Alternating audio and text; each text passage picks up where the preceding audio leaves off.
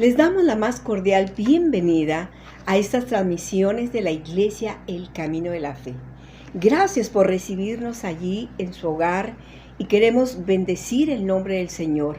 Estamos felices por estar aquí y cómo no, si realmente el Señor nos ha bendecido y en todo momento alabamos su santo nombre. Y yo quiero dar una lectura a un pasaje de la Escritura que está en el Salmo 133. Y dice de la siguiente manera: mirad cuán bueno y cuán delicioso es habitar los hermanos igualmente en uno.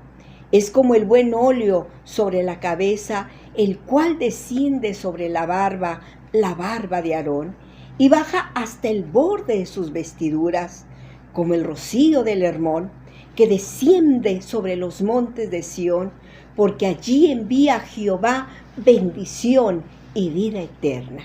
Y eso es lo que anhelamos en nuestras vidas, que Dios nos bendiga, que Dios derrame bendiciones sobre nosotros, bendiciones sobre nuestra familia.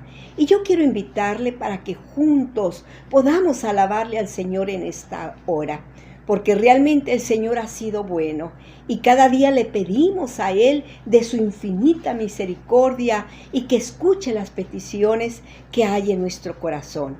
Y yo quiero para que en esta hora usted junto con nosotros le cantemos al Señor con el alma, con todo gozo, pero también con reverencia, sabiendo que donde están 2 o 3 congregados, Él está allí en medio de nosotros. Así que vamos a entonar este canto que dice: quiero alabarle más y más aún. Quiero alabarte más y más aún. Quiero alabarte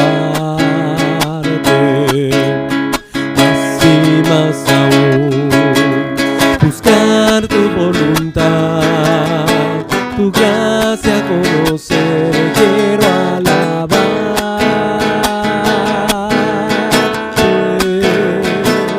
quiero alabarte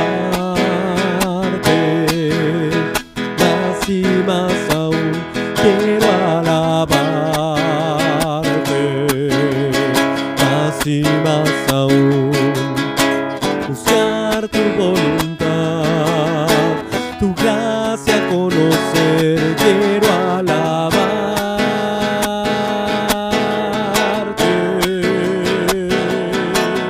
Las aves del cielo cantan para ti, las bestias del campo reflejan tu poder. Quiero yo cantar, quiero levantar mis manos a ti. Las aves del cielo cantan para ti, las bestias del campo reflejan tu poder. Quiero yo cantar, quiero levantar mis manos a ti.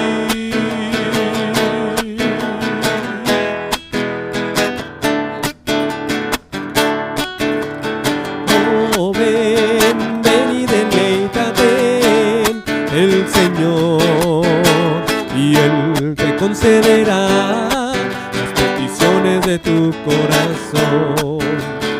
Oh, ven, ven y deleítate en el Señor, y Él te concederá las peticiones de tu corazón. Confía solo en Él y Él te dará. Espera solo en Él y Él hará. Oh, ven, ven y deleítate en el Señor, y Él te concederá las peticiones de tu corazón. Confía solo en Él y Él te dará. Espera solo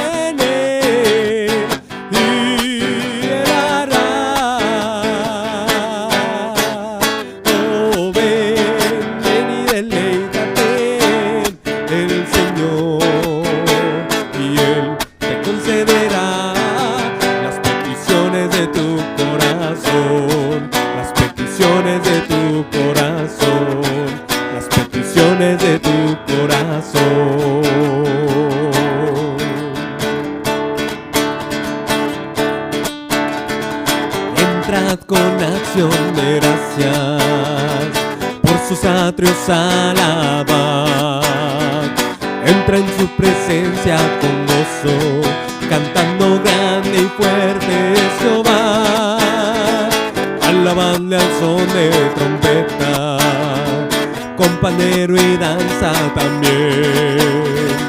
Que toda la creación cante hoy, alabándole con el corazón, porque bueno es Dios, porque bueno es Dios, porque bueno es Dios, para siempre su misericordia. Porque bueno es Dios, porque bueno es Dios, porque bueno es Dios, para siempre su misericordia. Cristo es por siempre exaltado, creador de todo es Él. Ven ante Él a postrarte, manos levantar y su voz alzar, porque bueno es Dios, porque bueno es Dios, porque bueno es Dios, para siempre su misericordia. Porque bueno es Dios, porque bueno es Dios, porque bueno es Dios, para siempre su misericordia. Porque bueno es Dios, para siempre su misericordia. Porque bueno es Dios, para siempre su misericordia. Eres tú la única razón de mi adoración, oh Jesús. Eres tú la esperanza que anhelé tener, oh Jesús. Confié en ti, me has ayudado, tu salvación me ha regalado. Hoy hay gozo en mi corazón, con mi canto te alabaré, te alabaré, te glorificaré, te alabaré, mi buen Jesús. Te alabaré, te glorificaré, te alabaré, mi buen Jesús. Eres tú la única razón de mi adoración, oh Jesús. Eres tú la esperanza que anhelé tener, oh Jesús. Confié en ti, me has ayudado, tu salvación me ha regalado. Hoy hay gozo en mi corazón, con mi canto te alabaré, te alabaré, te glorificaré, te alabaré, mi buen Jesús. Te alabaré, te glorificaré, te alabaré, mi buen Jesús.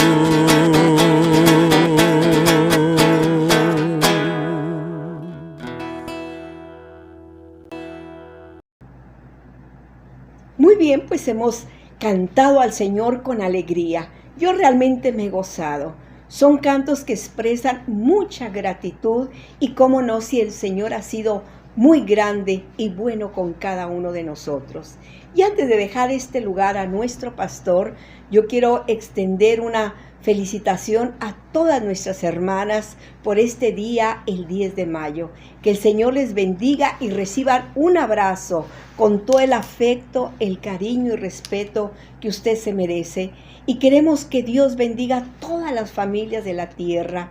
¿Por qué no si Cristo Jesús es el Salvador? Y en esta mañana, de veras nos gozamos, queremos que usted sea bendecida juntamente con toda su familia. Y como repito, queremos nuevamente felicitarles por este día y por muchos días que el Señor nos va a dar. Así que voy a dejar este lugar a nuestro pastor, nuestro hermano Natividad Ramos, para que él nos dé el consejo de la palabra de Dios. Hermano Ramos, el Señor le bendiga. Amén. Gracias al Señor verdaderamente por este privilegio de participar reflexionando sobre estas grandiosas, extraordinarias verdades de la fe. Y yo también, desde luego, quiero sumarme, aunque nuestra hermana Elizabeth Adriana lo ha dicho, sumarnos a ese beneplácito de que sean ustedes favorecidas por la bendición de Dios, que sería el más grande regalo que se puede recibir. Así que, mis hermanos, esta ocasión, pues vamos a entrar al mensaje de la palabra y vamos a orar. En la lectura que tenemos es precisamente en la carta del apóstol Pablo a los Romanos, en el capítulo 5, versículo 12. Mire qué interesante declaración. Dice el apóstol Pablo: de consiguiente, vino la reconciliación por uno, así como el pecado entró en el mundo por un hombre, y por el pecado la muerte. Y la muerte así pasó a todos los hombres, pues que todos pecaron. Padre eterno, te rogamos que esta tarde tu bendición sea sobre nosotros y que abra nuestro entendimiento para que podamos asimilar estas verdades y estas ideas gloriosas de tu palabra. Te rogamos, Señor, que nos bendigas, que las cosas que hayamos de plantear tengan razón de ser, tengan sentido en el corazón de mis hermanos, en el corazón de nuestros amigos que son tan generosos y que nos acompañan en estas transmisiones. Padre, por Cristo Jesús, Señor nuestro, te lo rogamos. Amén. Amén. Gloria a Dios. Muy bien, mis hermanos, pues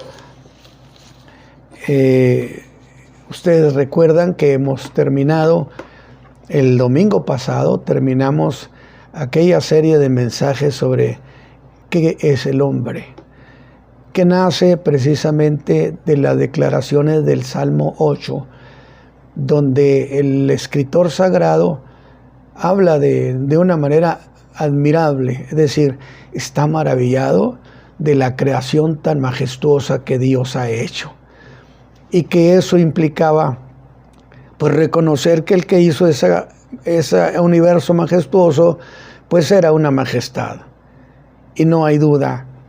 Por eso hay un canto que acerca de su majestad el rey. Y luego eso nos llevó precisamente a investigar pues qué cosa era el hombre que había sido tan favorecido. Y en el Génesis encontramos, por supuesto, el momento de la creación de Dios, que al final de cuentas, cuando termina toda su obra, la califica y dice: buena en gran manera.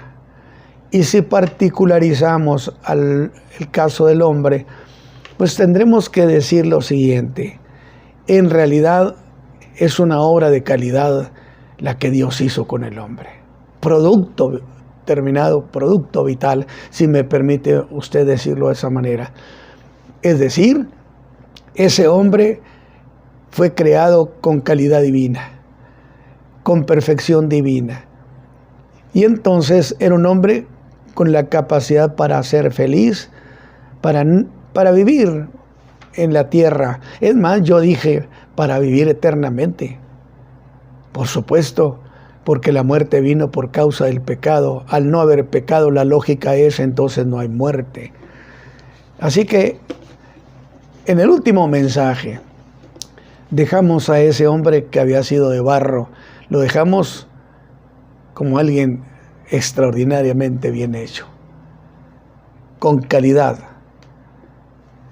Sin embargo, al poco tiempo, usted es encontrado en la ruina, en el desastre.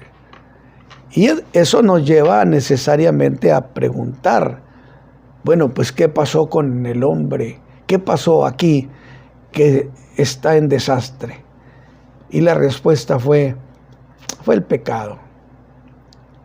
Y eso de decir el pecado causó esto, pues nos lleva entonces al tema de qué cosa es el pecado, que es las reflexiones que hemos de tener en estos días. Y yo espero que usted lo disfrute. Pero antes de entrar al mensaje, quiero hacer algunas precisiones o contarle algo.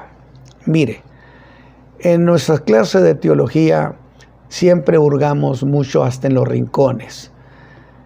Y cuando hemos estado viendo acerca de los grandes debates sobre la fe, los grandes concilios, las propuestas que cayeron en el término de herejía y también, por supuesto, lo que se comentó y se convirtió en una declaración de fe de la iglesia cristiana.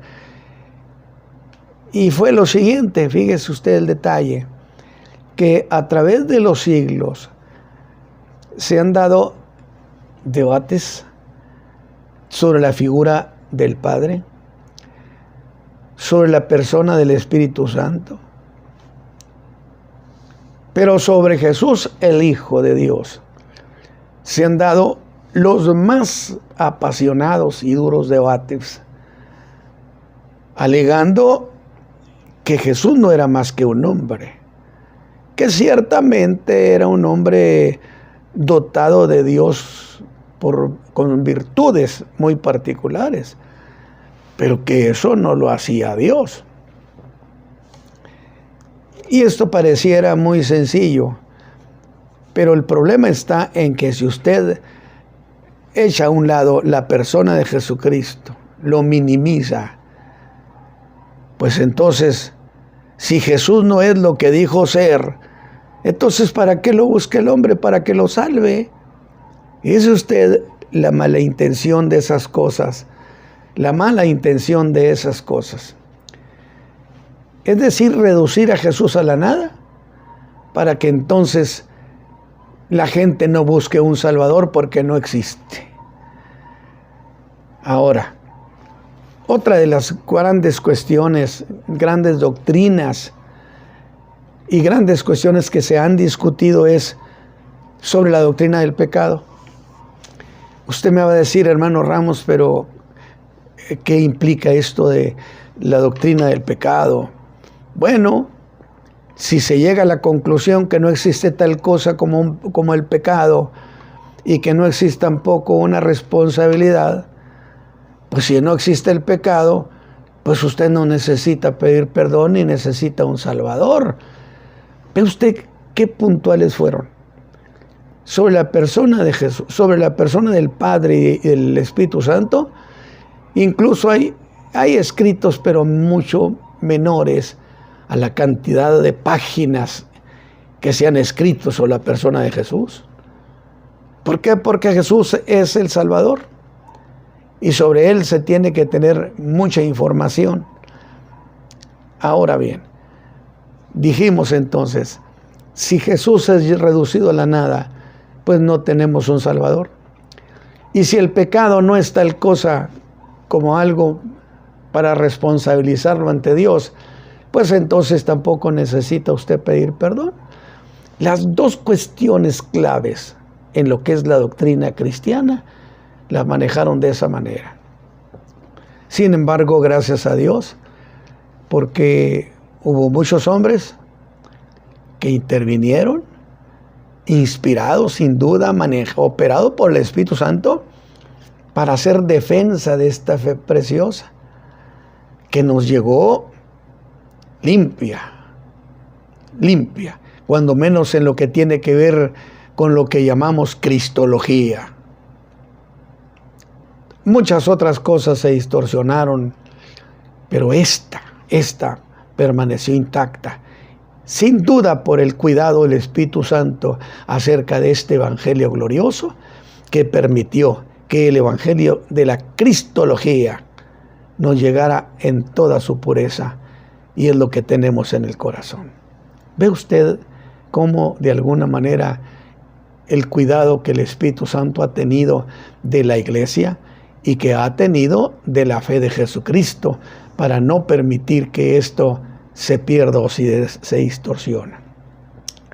Y muy bien, mis hermanos, mire, ahorita que estaba leyendo el pasaje de Romanos 12, dice que por uno vino la reconciliación. ¿Con quién? Pues con Dios. Y que por uno también el pecado entró en el mundo. ¿Lo observa? Por uno vino la reconciliación, pero por otro uno, que fue Adán, vino el pecado al mundo. Y consecuentemente nos convertimos en pecadores. Casi decirlo como una herencia genética.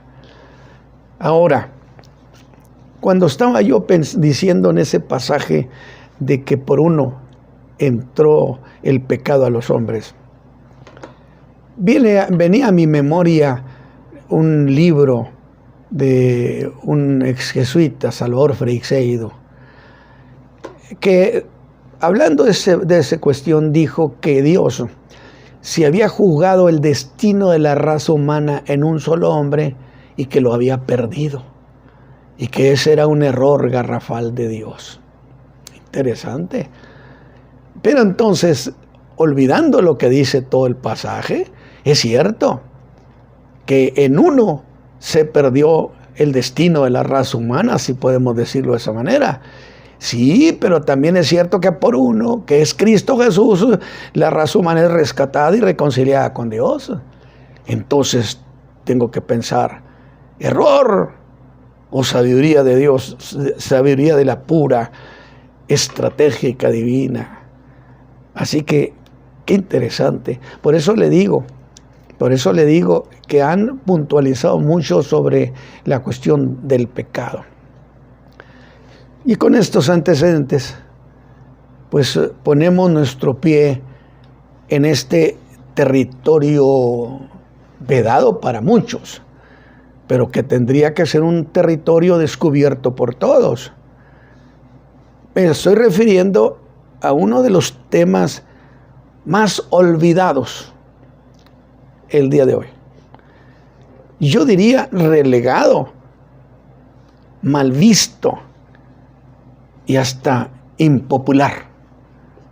¿Cuál tema? El tema del pecado. Porque como que ya no es muy conciliador hablar del pecado, como que esto polariza, dicen, en el lenguaje novaheriano de lo que yo llamaría la señora Marilyn Ferguson en su libro La conspiración de Acuario, donde dice que esta época, bueno, es que ya Pisces, dijo, salió. Es la propuesta que hacían los novaherianos. La constelación de Pisces perteneció 2000 años al cristianismo. Pero el cristianismo ya ha estado demasiado tiempo en la tierra y es tiempo que se retire, que se vaya, para que entre Acuario, que es la edad de la reconciliación entre unos y otros, de tal manera que proponen que se anuden antagonismos. Pues entonces, yo le decía a alguien de manera irónica que me hablaba sobre esa postura de reconciliar, anudar antagonismos, o sea, evitar la polarización. Le decía yo, sí, fíjate que hace ratito vi a Cristo pasar muy abrazado con Belial aquí por la calle Ruiz Cortines. Y él me dijo, no digas las cosas así. Algo tienes mucha razón, porque no hay ninguna negociación entre Cristo y Satán. El Señor Jesús vino para vencerlo en la cruz del Calvario, derrotarlo para siempre. Y como decía un viejo predicador, no tiene cara que levantar, porque su derrota es fresquecita de esta mañana. Así que, ¿cómo ve usted esta cuestión? Me parece, aunque he dicho yo el tema del pecado, aunque debo corregir esta cuestión, porque más que hablar del pecado como un tema, es más propio decir, voy a hablar de la doctrina del pecado, porque un tema es una cuestión más fugaz, pero una doctrina bíblica es aquella que la idea cruza del Génesis hasta el Apocalipsis. Lo que quiere decir que son cosas apoyadas por toda la Escritura y tienen carácter de doctrina. Una doctrina que quizá algunos lleguen a decir, y es más, déjenme decirlo y reconocerlo, que lleguen a decirlo aún en el medio llamado evangelio cristiano, el evangélico cristiano, y que me llegan a objetar y decir, hermano Ramos, ¿no cree usted que darle a eso demasiada importancia? ¿Para qué darle tanta importancia? ¿Por qué no ve usted que sacar ese tema del pecado polariza, divide? Jesús dijo, yo no he venido a meter paz sino espada. Por supuesto, cuando la Escritura enseña que se levantarán primero los justos y después de 1000 años se levantarán los injustos, pues esa es hacer una diferencia. Si a eso le llama polarización, es polarización.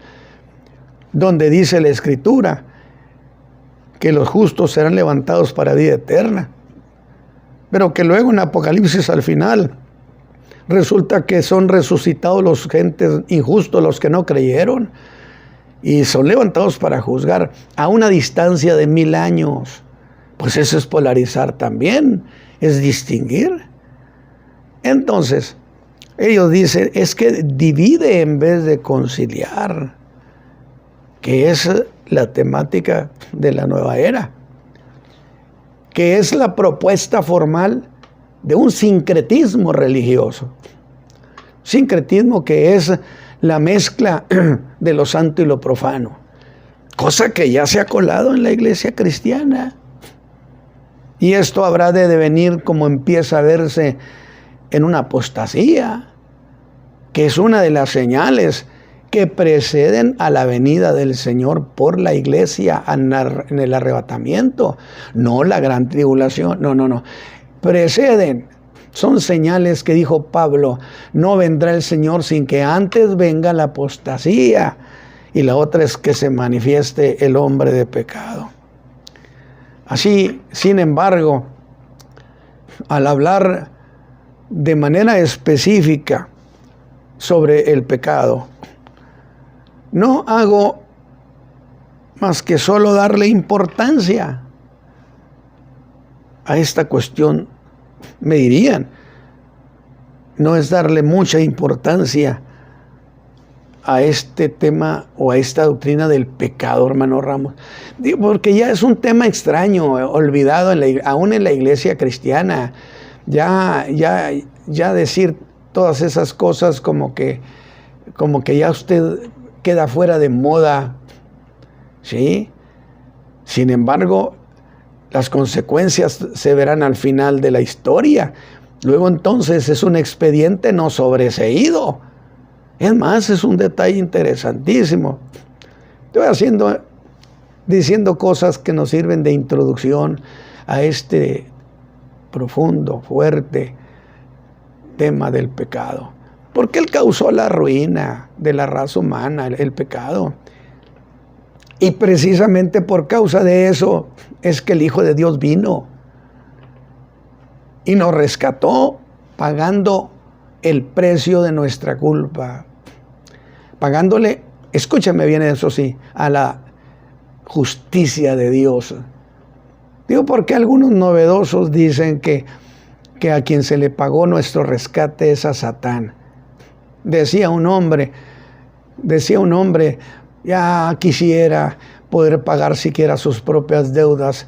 Ese malvado vago eterno, o es vago, dice, como para que se le ofreciera a él un rescate por nosotros.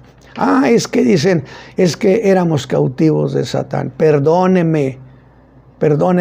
Pero Pablo a los Gálatas dice que la justicia de Dios nos tenía arraigados. Es decir, algo con lo que llaman algunos estar en casa de arraigo. De tal manera que nos iba a retener. Fuera para juzgarnos y condenarnos, o fuera para esperar que alguien nos rescatara de allí. Y Cristo Jesús, Cristo, nadie más, vino y pagó hasta el último de nuestra deuda a la justicia divina. Y la justicia divina no tuvo más que soltarnos de ese arraigo, porque Cristo pagó la deuda.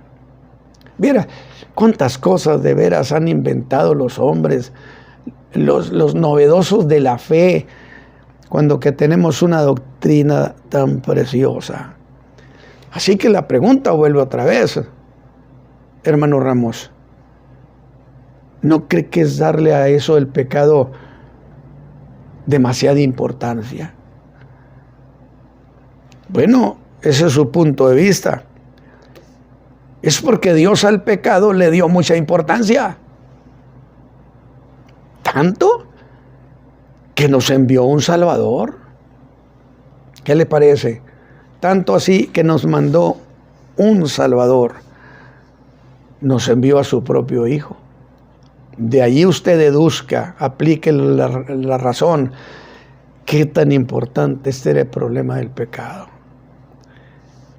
Jesucristo, quien en un sacrificio único hizo posible el perdón de nuestros pecados. Y le voy a decir algo. Hizo posible el perdón de nuestros pecados,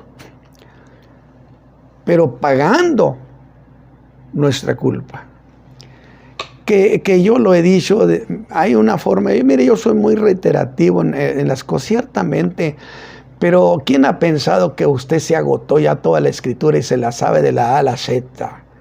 Imposible, es la mente de Dios.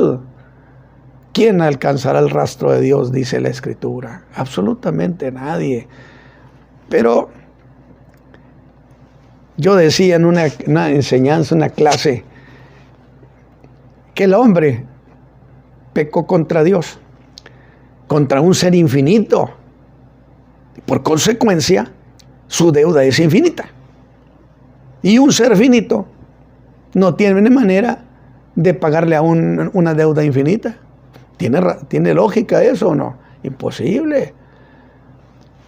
Y entonces, ahí es donde en uno de los apartados de la doctrina de la redención, Dios permitiría la autorredención. Es decir, si tienes con qué pagar, pues paga tu culpa. No teníamos con qué pagar. Nadie. Y entonces fue necesario que un ser infinito, el Verbo se hiciera carne, un ser infinito se hiciera finito, uno de nosotros, para pagar por nosotros la deuda infinita. Carácter de pago infinito dio el Hijo de Dios en la cruz del Calvario. Pero eso tiene una lógica, que es la siguiente. ¿Por qué iba Dios a darnos algo que no necesitábamos? Fíjense eso. Pero era tan necesario. Dios no es ocioso y no nos iba a dar algo que nosotros no necesitábamos. Pero eso que acabo de decir resulta, mis hermanos, que nos llevaría a otra pregunta. Pues, ¿qué cosa es el pecado que adquiere tanta seriedad, tanto riesgo, que Dios mandó a que nos rescataran de las consecuencias del pecado? Y por lo pronto, una buena definición de lo que es el pecado sería establecer, o sea, se le llama pecado a todo aquello que es violar o transgredir lo que Dios ha mandado, lo que Dios ha ordenado. Ese es el infinito. Y si es infinito, su mandamiento tiene carácter de infinito. Lo que quiere decir, perdóneme, pero que no caducan. Los mandamientos de Dios son eternos. No importa que Pisces, que Acuario y que vengan otras constelaciones y que se alegue que eso ya pasó a la historia. Sus mandamientos son eternos y sus juicios son eternos. Y si usted ha puesto atención a lo que he dicho, esta sencilla definición nos obliga a llevar el problema del pecado a otro terreno, fijando nuestra atención a eso que la Escritura llama los mandamientos de Dios. Y otra vez, ¿pero qué son los mandamientos de Dios? Que cualquiera que hace lo contrario de lo que ellos ordenan se convierte en pecado, y el que lo practica se convierte en pecador. Interesante. Ahora, puede ser, digo, porque se hacen cada salida para justificar la cuestión del pecado. Pues que yo no sabía, y si no conozco los mandamientos de Dios, pues no tiene Dios por qué culparme o castigarme, ¿sí? Y entonces ese juicio es para, ya sea que por ignorancia o por acto deliberado. Quizá usted alegue en favor suyo y diga, pues sí, nada más que yo no sabía nada de ellos. ¿Cómo me van a responsabilizar? Yo no sabía eso. Como dirían los gentiles, nosotros no tuvimos un Sinaí, ni tuvimos un Moisés. ¿Por qué vamos a ser juzgados? Y pensaron que se escapaban. Pero el apóstol Pablo traía una red extraordinaria y les dijo, no, señores, es cierto lo que usted dice, que no conocían. Sin embargo, el que sin ley pecó, sin ley será juzgado. Porque la conciencia de ustedes es ley. Es decir, es que la conciencia es un juez interno que aprueba o desaprueba los actos del hombre. Y estoy pensando ahorita en lo que se dice entre abogados. Yo no sé si esto le llaman jurisprudencia, producto de la jurisprudencia, no sé.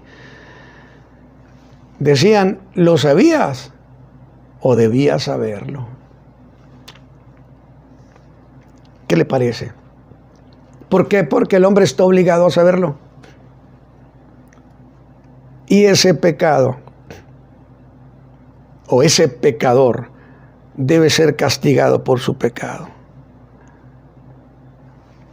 Y ante estas afirmaciones tenemos que preguntarnos, pero eso que se llama o que le llaman ustedes los cristianos o la Biblia le llama mandamientos de Dios, ¿existe alguna razón para que sean valederos? O dicho de otra manera, ¿de dónde nacen esos mandamientos? Para que tengan carácter de vigencia en el mundo entero.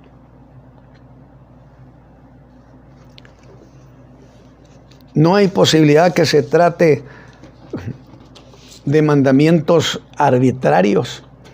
Y eso es lo que estoy diciendo. Mandamientos arbitrarios dados por un supuesto Dios.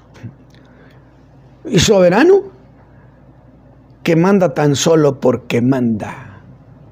No son los mandamientos, mandatos arbitrarios de un soberano. Y si estos nacen de Dios, ¿por qué son justos? O bien, ¿Cómo es que se justifican la existencia de esos mandamientos? Ahora, cuando se habla de justificar esos mandamientos, se está hablando, se está implicando que se está juzgando, por así decirlo, si Dios tiene derecho a eso o no lo tiene. Usted dirá, pero nadie puede juzgarlo. No, déjeme decirle algo. La Escritura enseña que Dios siempre sale vencedor cuando de Él se juzgare. Y entonces estamos diciendo estos mandamientos, ¿cómo se justifican que son valederos? Y esta cuestión que acabo de mencionar es de gran importancia. Que yo les ruego, mis hermanos, mis amigos, que los pongan en su corazón. Y los mandamientos nacen de la misma naturaleza de Dios. Estamos hablando en términos escriturales. No es Dios una cosa y sus mandamientos son otra. Los mandamientos son lo que Él es, porque nacen del mismo ser de Dios. Espero que usted vaya procesando esto en su corazón. Y esto porque el hombre, para dejar satisfecha su conciencia, aquí entramos a un detalle interesante. Es decir, el hombre trata de alguna manera de justificarse.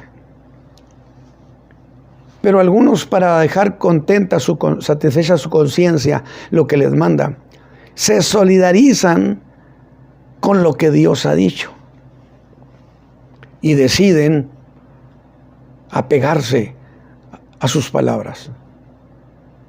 Y el que hace eso camina por el camino que Dios ha trazado. Y los caminos de Dios son caminos de paz, de bendición, de protección, de ayuda. No son caminos de salto de mata ni de sobresalto. Otros pues buscan justificar lo que hacen. A grado tal. Mire, el hombre es tan audaz y tan astuto, para hasta frente a Dios aguza su ingenio para encontrar una salida eficiente a su pecado, a la culpa de su pecado. Yo les he llamado a ellos los Houdini, los escapistas. Pero creo que conviene tomar uno de sus mandamientos para verlo muy de cerca. Estamos haciendo una introducción de este tema del pecado, para ver de frente un mandamiento y ver si se justifica o no se justifica de acuerdo a lo que Dios es. Tomemos pues uno de ellos. Alabado sea Dios. Ese hombre que fue creado de manera tan especial, ahora anda envuelto con este problema. Precisamente para eso vino el Hijo de Dios, para arrancarnos de ese conflicto de castigo eterno, de perdición eterna por causa del pecado. Por eso dije, es tan importante la doctrina de la persona de Jesucristo como la doctrina del pecado. Porque si usted no reconoce quién es Jesucristo, tampoco va a pedir que lo salven. Y si no entiende ni reconoce la doctrina del pecado, pues tampoco va a esperar que necesite un Salvador. Y en ambos casos se pierde eternamente. ¿Ve usted qué estratégica las tinieblas? Pero volvamos a esto. Un mandamiento dice: no tendrás dioses ajenos delante de mí. Esto en realidad nos hace ver que Dios, ¿sabe qué? No tendrá dioses delante de mí. No, la verdad, Dios quiere tener la exclusiva. Y se la merece, si es el que nos creó y creó todas las cosas. y cancela para todo el mundo, a todos los hombres les cancela el derecho de escoger sus propios dioses. No tendrás dioses ajenos delante de mí. No te inclinarás a ellos ni los honrarás. Dice, porque yo soy Jehová tu Dios fuerte y celoso, que visito la maldad de los padres sobre los hijos, sobre los terceros y sobre los cuartos y sobre los que me aborrecen. Que por cierto, este pasaje lo utilizan mucho aquellos que andan con la doctrina de las maldiciones y que malenseñan a los hijos de Dios. Es que hay una maldición hasta la tercera y cuarta generación y tú eres parte de esas generaciones de malditas. Espéreme tantito. La Biblia dice también hasta la tercera y cuarta generación de los que me aborrecen. Si usted no aborrece a Dios, no se incluye en una fiesta que no es la suya. Es muy clara la palabra de Dios. Es decir, no tenga dioses ajenos, ni siquiera porque es su cultura. Y que se pretenda que es lo mismo adorar al Dios de los cielos. En absoluto. Y dicen, bueno, es que nosotros adoramos a Dios a nuestra manera. Pero Dios ha establecido que los hombres lo adoren a la manera suya, no a su propia opinión y criterio. La Biblia dice, no seas sabio en tu propia opinión, teme a Dios. Y no a la imaginación de los hombres. Y este es un tema que el apóstol Pablo plantea en su carta a los romanos, en el capítulo 1, versos 21 al 24, que dice, porque habiendo conocido a Dios, fíjese lo que dice, habiendo conocido a Dios, no le glorificaron como a Dios, ni dieron gracias, antes se desvanecieron en sus discursos, y el necio corazón de ellos fue entenebrecido. No solamente el hombre pecó, sino que buscó no enfrentarse con ese Dios, sino hizo dioses a su manera. El necio corazón de ellos fue entenebrecido. Y note esto, que va dirigido a aquellos que han dirigido históricamente los pueblos de la raza humana y que se decían que eran los viejos sabios de aquellos pueblos o tribus. Dice el apóstol para este caso, diciéndose sabios, se hicieron fatuos y cambiaron la gloria del Dios incorruptible en semejanza de imagen de hombre corruptible. Hicieron dioses a la manera de hombres y de aves, y dioses de animales de 4 pies y de serpientes. Y eso es cierto absolutamente.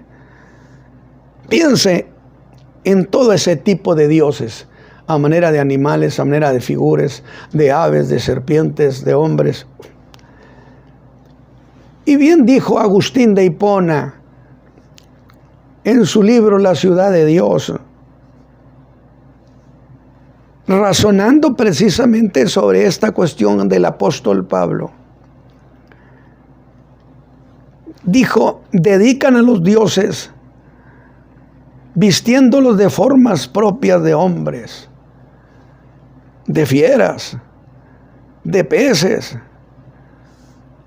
y algunos los hacen con ambos sexos y diferentes cuerpos, y los llaman dioses. Yo le digo esta mañana, ¿por qué no ir al Dios verdadero? Al que tiene ojos y ve, al que tiene oídos y oye, al que tiene manos y castiga. Pero cuando usted lo necesita, lo oye, sus manos se extienden y lo sacan del problema. ¿Por qué no ir a ese Dios tan hermoso? Y agrega, los adoran y le dan gloria. La gloria que pertenece a Dios. Los cuales, fíjese bien, dijo Agustín de Hipona, los cuales, si en un momento en que estén adorándolos, estos dioses cobraran vida,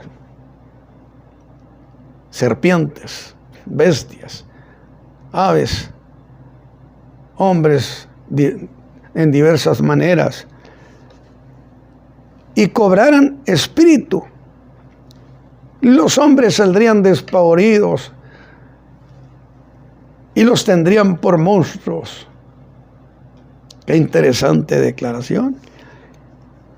Así que eso de no tendrá dioses ajenos delante de mí tiene una aclaración. Dice Dios, porque yo soy Jehová, fuerte y celoso. Y yo estoy haciendo una introducción ciertamente a esta cuestión del pecado. Y estoy hablando precisamente del problema del pecado, el que arruinó a la raza humana.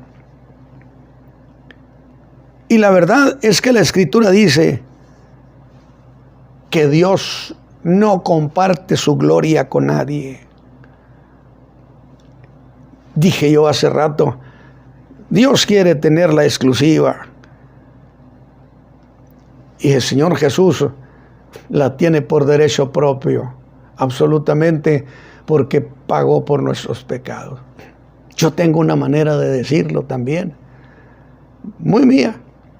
Cuando he enseñado sobre las cartas de Pablo, que me parece extraordinario, yo le llamo el ingeniero de la palabra, el desglose tan interesante que hacen, que cuando terminé una vez una materia de la carta de Pablo, le preguntaba yo hipotéticamente al apóstol, ¿no tienes otra como esta? Me gustó mucho. Es cierto, en términos de doctrina, yo soy eminentemente paulino. Y yo digo, los creyentes deberían ser eminentemente paulinos. Pero en términos de fe personal, soy eminentemente cristocéntrico. Porque Pablo era un gran predicador, pero Cristo fue el que escaló la cruz del Calvario y me salvó de mis pecados. Yo espero que usted haya ido procesando esto. Entonces no será los mandamientos, porque es lo que estoy planteando. Los mandamientos, es pecado violar los mandamientos. ¿No son acaso el capricho de un soberano que manda tan solo porque manda? Pero el apóstol reclama a la raza humana y les dice que cometieron latrocinio. Es decir, la gloria que le correspondía a Dios se la dieron a las imágenes. Le robaron a Dios la gloria y el honor que solo a Él le pertenece. Eso es precisamente lo que el pecado hizo con el hombre, lo desvió, lo hizo tomar un camino distinto. Y el apóstol Pablo los acusa de ingratitud, porque fue el Dios Altísimo quien les dio vida y les dio sobrevivencia. Y cometieron de esa manera una grave injusticia contra el Altísimo.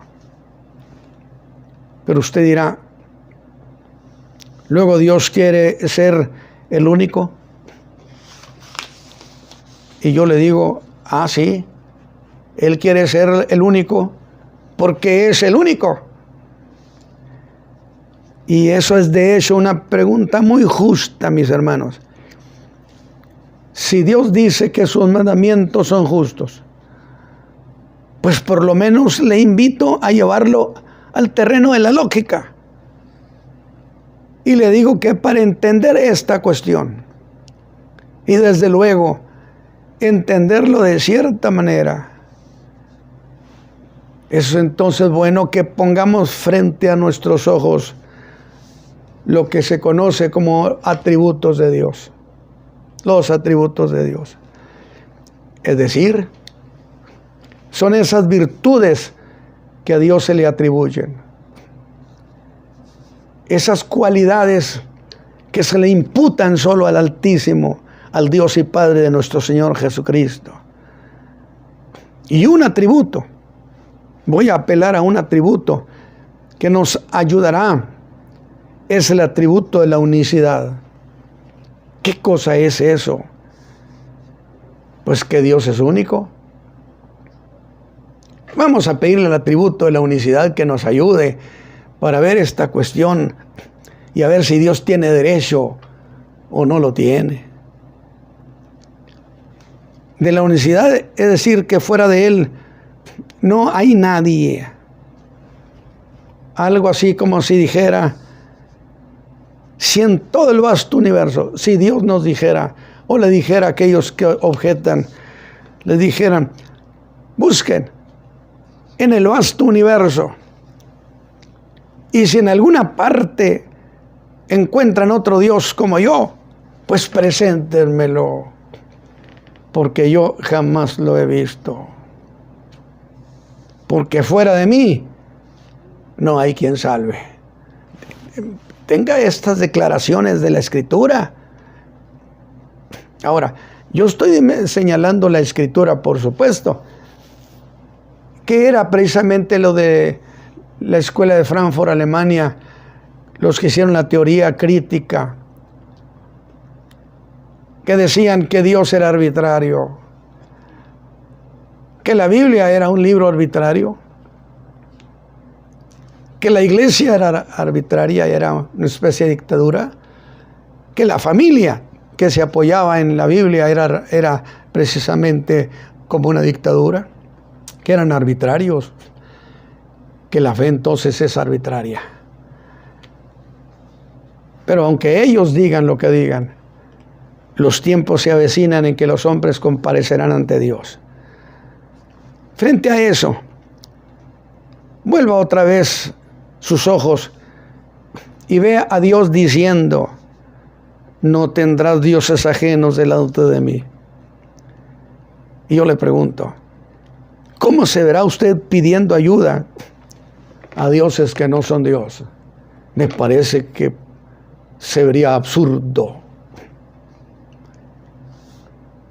Porque usted en realidad está pidiéndole a la nada. Porque detrás del ídolo no existe absolutamente nada. Porque detrás de cada de esos dioses que se hicieron los hombres, solo está la nada, el vacío. Y es allí donde se justifica el mandato de Dios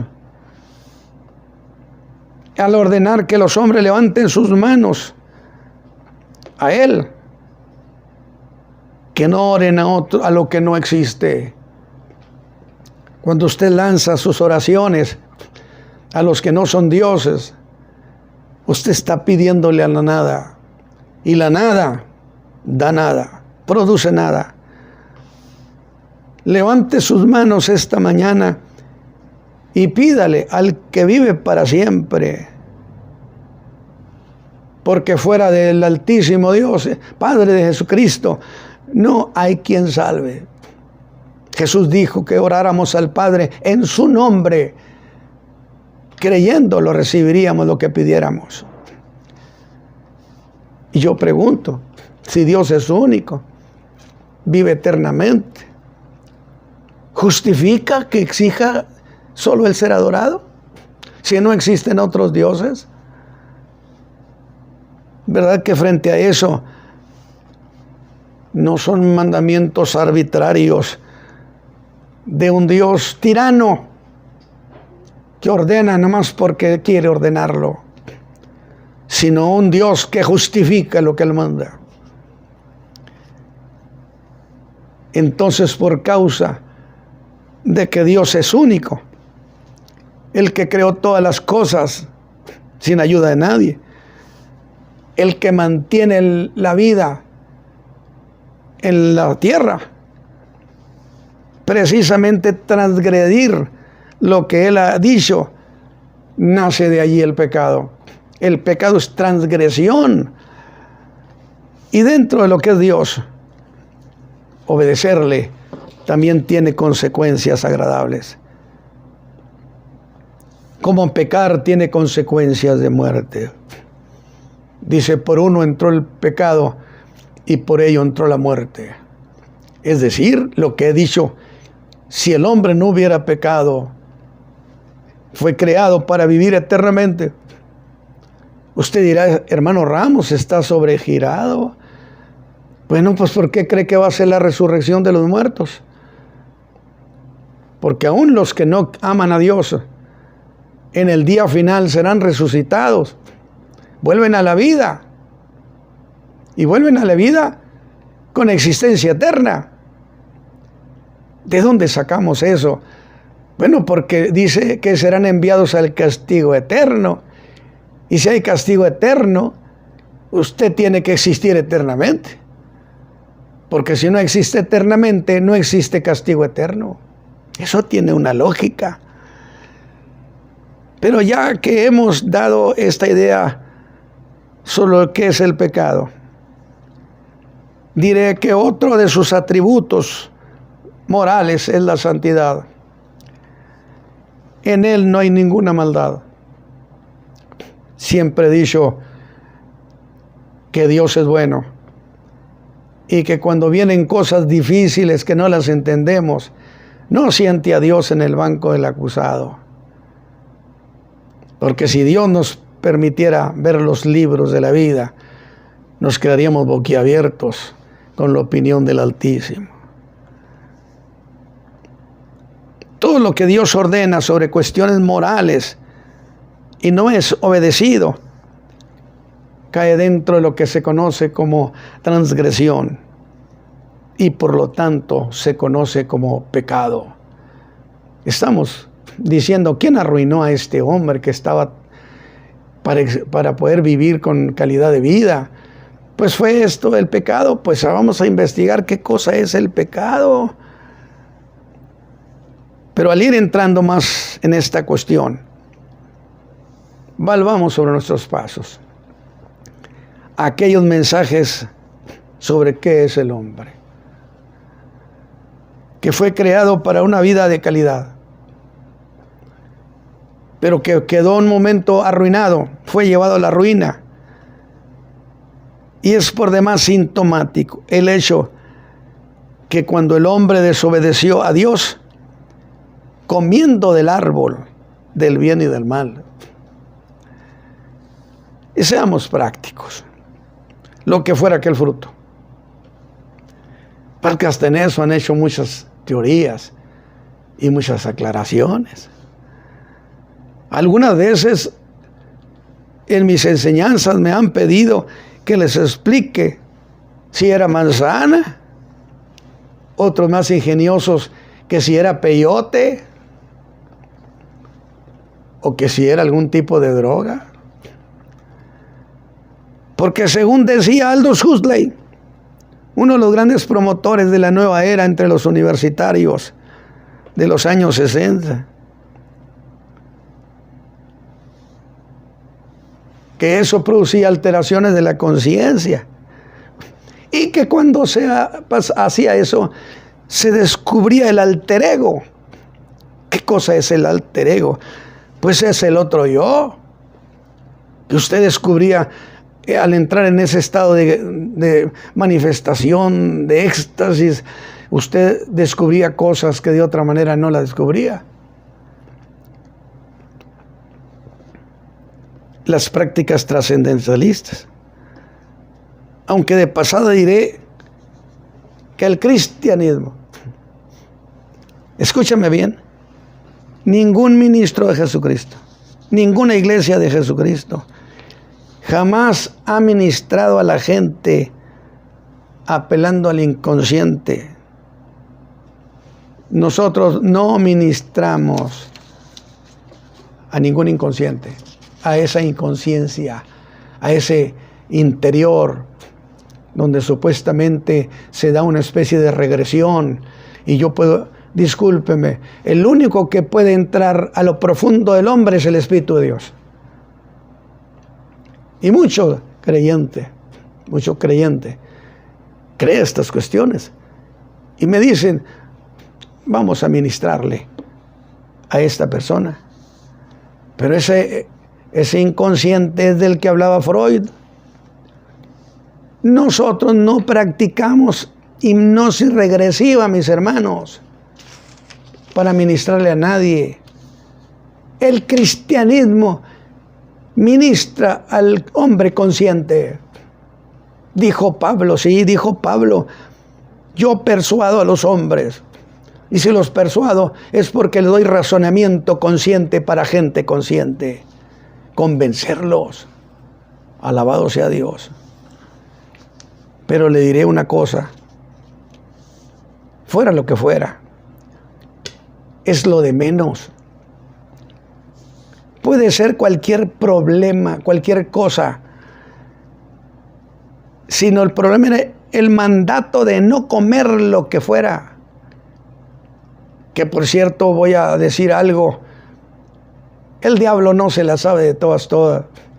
Porque algunos creyentes dicen, no, es que el diablo no sabe más lo que usted le cuenta, hombre.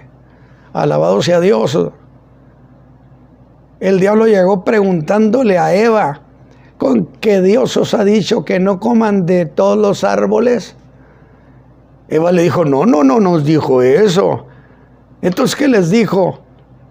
Que de aquel que está allá no comiéramos. Dije, ándele, diría el diablo, es que esa no me la sabía. ¿De dónde saca usted que el diablo es omnisciente? ¿De dónde sacan eso? Él está derrotado por Cristo Jesús para siempre. Y me gusta lo que se decía. Él no tiene cara que levantar. Y esa desobediencia es el pecado. Y es lo que causa ruina en la vida interna del hombre. Para empezar, cuando el hombre desobedeció, fue sacado de ese lugar tan bondadoso como era el jardín del Edén. El alma se desploma en un espacio moral. Y eso causa en el hombre una vida de intranquilidad, de inseguridad. Porque en el pecado el hombre queda separado de Dios. Por eso dijo Pablo, pero también por uno vino la reconciliación. Y esta mañana yo le digo a usted, estamos empezando esta idea de la doctrina del pecado. Y le he planteado algunas cuestiones, cómo se justifica que Dios tiene todo el derecho de ordenar que los hombres lo tengan a Él como único, porque Él es único. Que si el pecado arruinó, reconozcan que Cristo vino precisamente para rescatarnos de esa ruina. Por eso Cristo murió en la cruz. Porque el pecado es un agravio contra los atributos de Dios. Y la justicia reclama castigo. Es decir, el hombre peca y se abre un expediente. Y usted me va a decir, ¿dónde saca expediente? Claro que sí. Vaya usted allá al final de los tiempos en Apocalipsis, donde dice que fueron solicitados los libros de la vida de cada quien. Algo así como, tráiganme el expediente de este. Precisamente cuando Cristo perdona nuestros pecados. Porque le creemos que murió en la cruz por nosotros. Para perdonar, esos pecados son borrados. El expediente queda cancelado. Eso es una cosa maravillosa. Que reclamaba castigo para nosotros. Alguien me dijo, ya voy a ir terminando, ¿no podía Dios sencillamente perdonar? ¿Acaso no es un Dios de amor? Esta es la pregunta que muchos se hacen. Oiga, pero si Dios es un Dios de amor, ¿acaso no puede perdonar Él de manera soberana? Y yo dije, por supuesto. Escúcheme bien, que Dios podría perdonarle por soberanía, podría perdonarlo por el querer perdonarlo. Sin embargo, dice usted, por amor. Pero permítame esto. El atributo del amor no entra en conflicto con la justicia de Dios. El amor de Dios buscaba afanosamente salvar al hombre de su pecado, pero no menospreciando la justicia. Por eso precisamente el Hijo de Dios se entregó su vida como pago real de nuestros pecados. Es decir, Dios por amor hizo ese rescate, pero no menospreciando la justicia que reclamaba nuestro castigo. El castigo de nuestra paz cayó sobre el Hijo de Dios. Por su llaga fuimos nosotros curados. Así que esta mañana yo le pregunto, ¿qué va a hacer con su pecado? Hay varias cosas que los hombres han hecho. Escúcheme, no sé cuál de todas usted escogerá. Algunos intentan ocultarlo. ¿Buscaría usted ese camino de ocultarlo cuando que Dios conoce todas las cosas? Otros abiertamente lo niegan. Otros más lo justifican. Pero yo esta mañana le quiero dar una ruta más segura que todas esas. ¿Sabe cuál es? Confesarlo. Que si confesares tus pecados, Él es fiel y justo para perdonarlos. ¿Fiel en qué? En que prometió perdonar a todo aquel que creyera en su Hijo amado Jesús. Fiel y justo, porque es justo, porque en la cruz del Calvario se pagó nuestra deuda. Y sería injusto que no nos perdonaran si creemos en el que pagó nuestra culpa. Esta mañana yo le he entregado a usted estas ideas como introducción a esta cuestión del pecado. Que dijimos, lo importante es que Jesús es el Salvador y el pecado no hay que minimizarlo, hay que reconocerlo y confesarlo. Permítame orar junto con ustedes esta mañana y decirle: Padre eterno, he presentado estas ideas que yo espero con todo mi anhelo que bendigan el entendimiento de nuestro auditorio, que reflexionen, que razonen de tal manera que lo convierten en una bendición y que acepten a Cristo como su Salvador. Si usted está razonando esta mañana, justificarlo o confesarlo, diga: Padre eterno, yo quiero confesar a ti mi vida, perdóname por Jesucristo. Que Dios me los bendiga a todos ustedes, mis hermanos, en esta ocasión. Señor les guarde.